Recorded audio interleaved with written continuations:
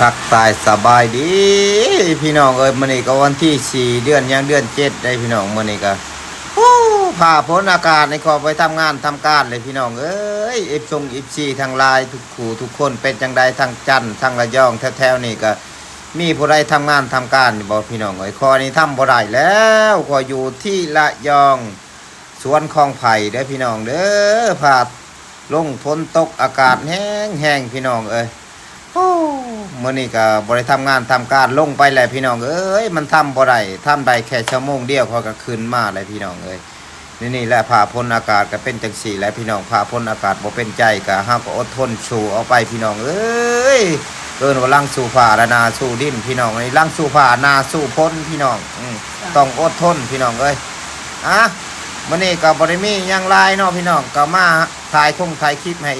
FC เบิ่งนี่แหละพากันขี่รถกลับเลยพี่น้องเอ้ยรถพวกพ่วงข้างคูจิตแล้วก็คูใจพี่น้องเอ้ยอยู่ประเทศไทยกันนี่แล้วพี่น้องเอ้ยทำงานสู่ชีวิตไปพี่น้องก็บ่ว่ากันพี่น้องแดดจังเฮ็ดถ้าฝนตกย่ำได้ก็บ่เฮ็ดแล้วพี่น้องเอ้ยมันเฮ็ดบ่ได้พี่น้องอยากได้อยู่เงินแต่ว่ามันเฮ็ดบ่ได้พี่น้องถ้าเฮาสู่ชีวิตไปก็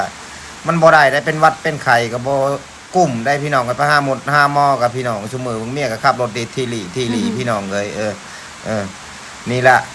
ชูชีวิตไปกับโมเมนต์ถนนทนทางดอกถนนอยู่ในชวนนะช่วงFCเบาไล่ใจห่างบายห่างFCทุกคู่ทุกคน